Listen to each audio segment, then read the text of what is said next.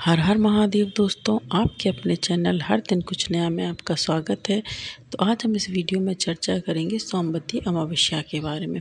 सोमवती अमावस्या व्रत कथा और सोमवती अमावस्या पर जिन बच्चियों की नई नई शादी हुई है और वो पहली बार परिक्रमा कर रही हैं तो वो किस चीज़ से परिक्रमा करें, क्योंकि शादी के बाद जब पहली बार परिक्रमा करते हैं तो अलग चीज़ों से ही परिक्रमा करनी पड़ती है। तो चलिए वीडियो को स्टार्ट करते हैं। सोमवती अमावस्या व्रत कथा। एक गरीब ब्राह्मण परिवार था। उस परिवार में पति पत्नी के अलावा उनकी एक पुत्री भी थी। वह पुत्री धीरे धीरे बड़ी होने लगी। उस पुत्री में समय और बढ़ती उम्र के साथ साथ स्त्रियों के सारे गुणों का विकास हो रहा था। वह लड़की सुंदर, संस्कारी व गुणवान थी, किंतु गरीब होने के कारण उसका विवाह नहीं हो पा रहा था। एक दिन उस ब्राह्मण के घर एक साधु महाराज पधारे। वो उस कन्या के सेवा भाव से बहुत प्रसन्न हुए। कन्या को लंबी आयु का आशीर्वाद देते हुए साधु ने कहा कि इस कन्या की हथेली में विवाह योग्य रेखा नहीं है। तब ब्राह्मण दंपत्ति ने साधु से उपाय पूछा कि कन्या ऐसा क्या करे जिससे कि विवाह योग्य बन जाए। साधु ने कुछ देर विचार करके अपनी अंतर्दृष्टि से ध्यान करके बताया कि कुछ दूरी पर एक गांव में सोना नाम की धोबन जाति की एक महिला अपने बेटे और बहू के साथ रहती है, जो बहुत ही आचार विचार और संस्कार संपन्न तथा पतिपरायण है। यदि यह कन्या उसकी सेवा करे और वह महिला इसकी शादी में अपनी मांग का सिंदूर लगा दे, उसके बाद इस कन्या का विवाह हो तो इस कन्या का वैधव्य योग मिट सकता है। साधु ने यह भी बताया कि यह महिला कहीं आती जाती नहीं है। यह बात सुनकर ब्राह्मणी ने अपनी बेटी से धोबिन की सेवा करने की बात कही। अगले दिन से ही कन्या प्रातः काल उठकर सोना धोबिन के घर जाकर साफ सफाई और अन्य सारे काम करके अपने घर वापस आ जाती। ऐसा उस कन्या ने कई दिनों तक किया। एक दिन सोना धोबिन अपनी बहू से पूछती है कि तुम तो सुबह उठकर सारे काम कर लेती हो और पता ही नहीं चलता। बहू ने कहा, माँ जी, मैंने तो सोचा कि आप ही सुबह उठकर सारे काम खुद ही कर लेती हो। मैं तो देर से उठती हूँ। इस पर सास बहू दोनों निगरानी करने लगी कि वह कौन है जो सुबह की घर का सारा काम करके चला जाता है। तो कुछ दिनों के बाद धोबिन ने देखा कि एक कन्या मुंह बांधकर अंधेरे में घर के अंदर आती है और घर के सारे काम करने के बाद चली जाती है। जब वह जाने लगी तो सोना धोबिन उसके पैरों पर गिर पड़ी। पूछने लगे कि बेटा, आप कौन हो और इस तरह छुपकर मेरे घर का काम क्यों करती हो। तब कन्या ने साधु द्वारा कही सारी बात बता दी। सोना धोबिन पतिपरायण थी।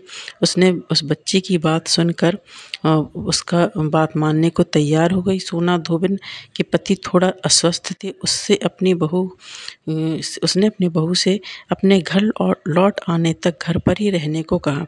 सोना धोबिन ने जैसे ही अपना मांग का सिंदूर उस कन्या की मांग में लगाया, उसका पति मर गया। उसे इस बात का पता भी चल गया। वह घर से निराजल ही चली थी, यह सोचकर कि रास्ते में कहीं पीपल का वृक्ष मिलेगा तो उसे भवरी देकर ही जल ग्रहण करूंगी। उस दिन सोमवती अमावस्या थी। ब्राह्मण के घर मिले हुए पूरे पकवान की जगह उसने ईंट के टुकड़ों से 108 बार परिक्रमा देकर 108 बार परिक्रमा देकर ही जल ग्रहण किया। ऐसा करते ही उसके पति के मुर्दा शरीर में वापस जान आ गई। धोबिन का पति वापस जीवित हो उठा। इसलिए कहा जाता है कि सोमवती अमावस्या के दिन से शुरू करके जो व्यक्ति हर अमावस्या के दिन भवरी देता है, उसके सुख और सौभाग्य में वृद्धि होती है। पीपल के पेड़ में सभी देवताओं का वास होता है। अतः जो व्यक्ति हर अमावस्या को करना चाहिए। यदि हर अमावस्या को नहीं कर सकते तो सोमवती अमावस्या को पीपल के वृक्ष की 108 परिक्रमा जरूर करनी चाहिए। इससे हमारा क्या है, सौभाग्य अखंड रहता है और माता गौरा और गणेश जी और सोना धोबिन की पूजा करना चाहिए और उनसे अखंड सौभाग्य की विनती करना चाहिए। ऐसा प्रचलित परंपरा है कि जब शादी होती है, जिन कन्याओं की, जिन बच्चियों की शादी होती है और शादी के बाद पहली बार परिक्रमा करती हैं तो उन्हें धान, पान, हल्दी, सिंदूर या सुपाड़ी होती है उसकी परिक्रमा करना चाहिए। इसके बाद जब वो दोबारा परिक्रमा करती हैं तो वो किसी भी अन्य सामग्री से परिक्रमा कर सकती हैं, जैसे कि फल, मिठाई, सुहाग सामग्री, खाने की सामग्री, टॉफ़ी, बिस्किट, छुआरे, दाग, मखाने, कुछ भी, एनीथिंग, किसी भी सामान से आप परिक्रमा कर सकती हैं। लेकिन जब शादी होती है उसके बाद यदि सोमवती अमावस्या पड़ती है तो हमें धान, पान, हल्दी, सिंदूर और सुपाड़ी की ही परिक्रमा करनी पड़ती है। और जो ये सामान होता है पूजा का, वो आप किसी ब्राह्मण देवता को दे सकते हैं, ननद को दे सकते हैं या किसी कन्या को प्रसाद स्वरूप में बाँट सकते हैं। और माता लक्ष्मी, माता गौरा से और गणेश जी से अखंड सौभाग्य की विनती कीजिए और आपका सौभाग्य अखंड रहे, ऐसी मैं कामना करती हूँ। यदि मेरे द्वारा दी गई जानकारी आपको पसंद आती है तो वीडियो को लाइक, शेयर, सब्सक्राइब कीजिए, साथ ही बेल आइकन को प्रेस कीजिए।